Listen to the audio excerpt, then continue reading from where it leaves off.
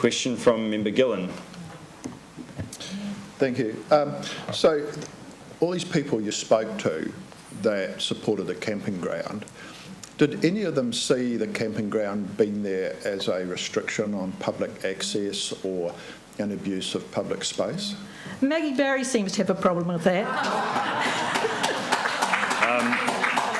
Lou, just a question of my own. So you've used the example of... Can I just finish answering Oh, sorry, that, was that... No, okay, sure, absolutely. She said that she's denied access there because it's full of caravans. I said, you get that, Maggie, in a camping ground? Sorry, so I just wanted to ask a question. So I have made comments previously about the pump house and the lake house and other historic icons in Takapuna, and I just wanted to clarify with you, the holiday park's been in existence in some form or another for 80 years, but do you see the current operations of the holiday park relating to the original designs 80 years ago? All I know, Joe, is that I go there often. I take my grandchildren down there. I watch tourists come in, and they arrive all in the dark of night. They open their jet-lagged, bleary eyes the next morning, and there's the sun coming up, and there's the harbour. It's unbelievable, and those people are visiting our country, and that is their first impression. And I don't know how it's run. I'm not into that sort of thing. I just know I love going there. I take my grandchildren there. They love it. Okay, thank you, Ms. Farron. So we'll move... Oh, sorry, question from Member O'Connor. Referred to the pump house being saved by, was actually saved by one vote. You knew that? There was going to be one vote, it was Mayor Thomas, that saved it, otherwise it was going to be pulled down for a garden. Not a yachting centre, a garden. Yeah, terrific. More weeds. Okay, so with that, I would like to move similar recommendation that we thank Ms. Farron for her presentation, seconded by Member Cohen. All those in favour say aye. Contrary, carried. Thank you, Ms. Farron, and we'll move to Colleen Simpson. Oh, sorry, no, sorry, Peter Stavelli. Sorry, I previously already took that. That was my bad. When you're ready. Hi there, my name's Peter Stavelli. I'm the editor of this fine publication, Motorhomes, Caravans and Destinations magazine. Now, obviously, this is a cracking good read, and it is the second fastest growing magazine in the country, according to audited statistics. So, just to get down to it, and now we have 83,000 monthly readers, according to the Nelson audit. That's roughly equal in numbers to the population of Palmerston North, and it's fast growing. These days, the family batch is more likely than ever to be a recreational vehicle, and that's not at all surprising when the average price of a family home is beyond the cost of many families. Our community is travelling in high-spec vehicles, often with separate bedrooms and self-contained bathrooms, ranging in price from upwards of $85,000 to around $370,000. So we're not talking trailer trash here. Clearly, this is a community that enjoys high disposable income. In fact, based on details in the recent Murchison survey, motor caravanners contribute well in excess of $850 million towards New Zealand's annual economy. District councils, which support motor caravan tourism, can increase their local economy by more than 50% during peak periods, and they can also dramatically extend their shoulder seasons. Motor caravanning, as you may have guessed, is the new camping.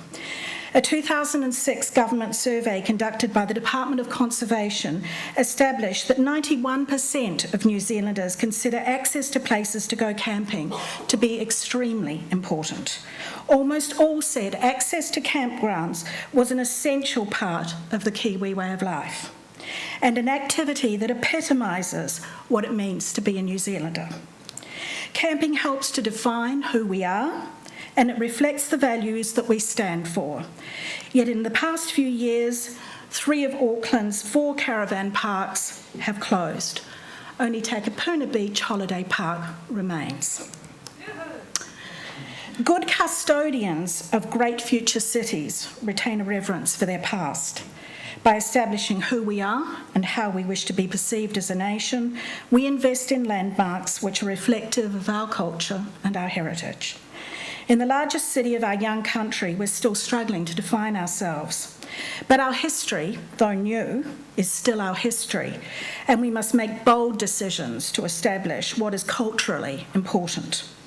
Hence, among our favoured landmarks are the elegant ferry building and the brilliantly redeveloped Wynyard Quarter. Across the water, dotted along the foreshore of Rangitoto, are the historic batches, which reflect and remember our recreational heritage. And right here in Takapuna, we have an extraordinary opportunity to again tap into the national psyche and to proudly show visitors to our city what it means to be an Aucklander.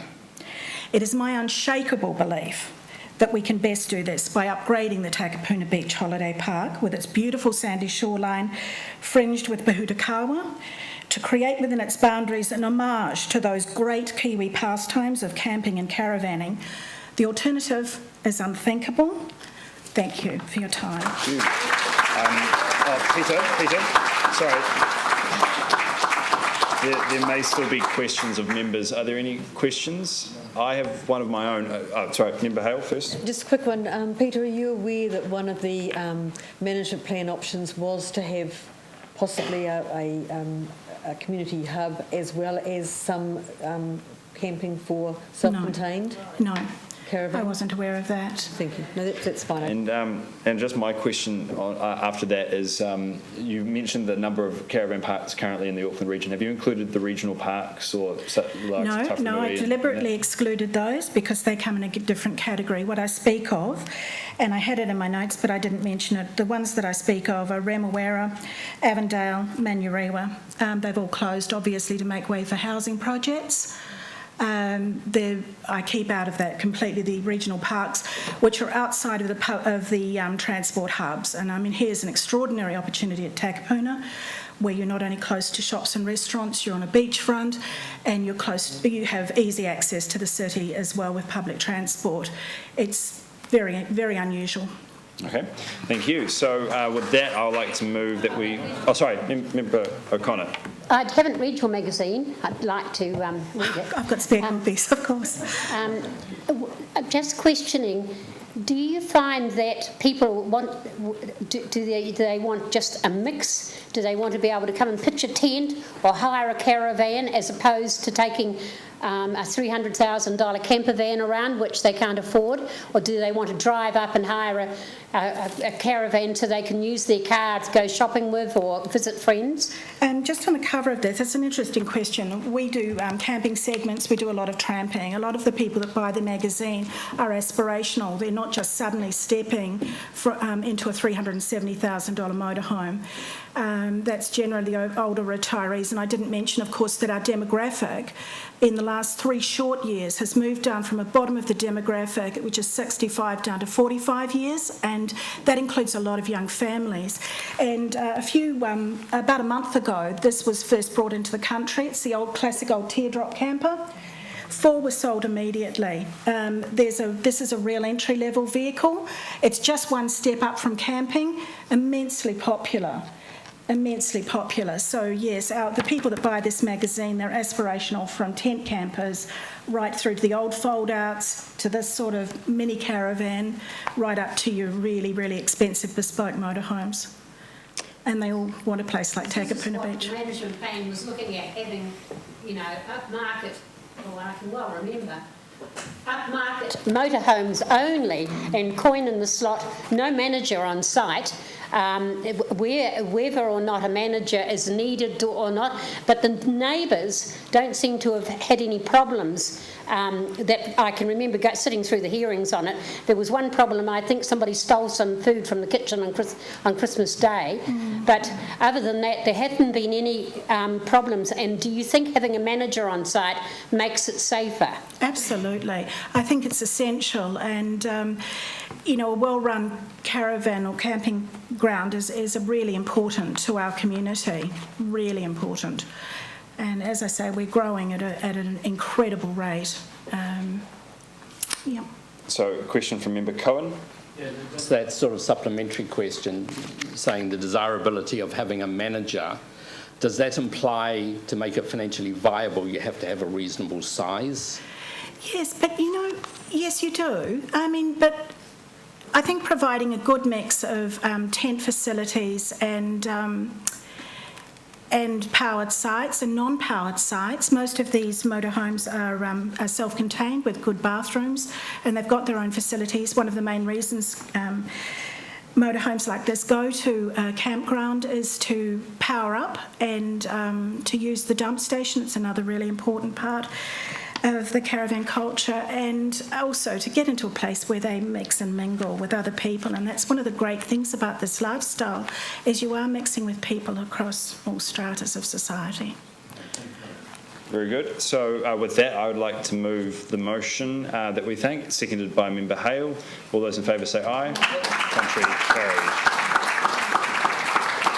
Now after that, false call before Colleen, this time Colleen Simpson.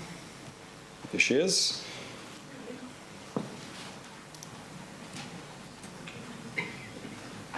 When you're ready. Thank you, Joe. Welcome, welcome, welcome to the Predators Ball. What you are witnessing on the Auckland waterfront is theft in broad daylight. New Zealand has never experienced anything like it. Emotive words, aren't they? Used to great effect by the booming voice of yachting's Peter Montgomery on the other side of the harbour. Well, Pete, where are you? We need you over here now, on this side, because we've got the very same issue with the Harbour Access Trustees, of whom he happens to be one. Can't have it both ways, can you? Ironic, isn't it? Iconic to ironic in a heartbeat.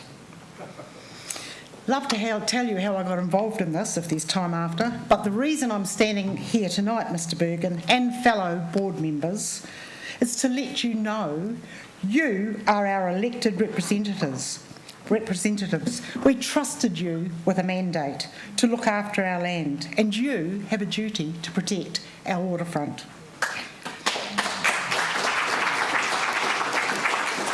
Oh, Alison, would you like me to start again? I'll make sure you get a copy. You owe it to those who have gone before you and those who will come after. We are merely the caretakers of the land, and I am here tonight to tell you it's not happening on our watch. It's that simple, really. For concerned citizens, perception is reality, and the perception is that this council has something to hide. Does the North Shore want a council who will give away our prized assets for $1 rent a year to a few elite sports people at the expense of families? Or do we want a council who says our assets are not for sale, not now, not ever?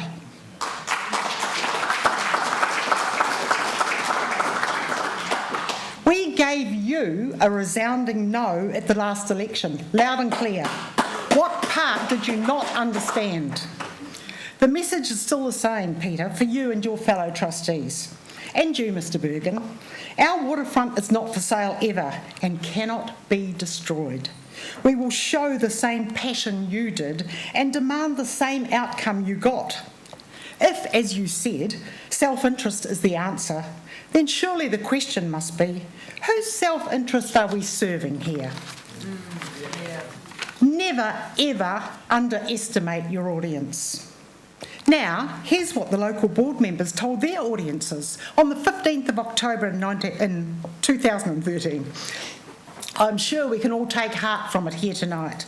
Joe Bergen told the North Shore Times he supported, I'm sure you want to hear this lot, he supported the camping ground staying in the short to medium term. Good on you, Joe.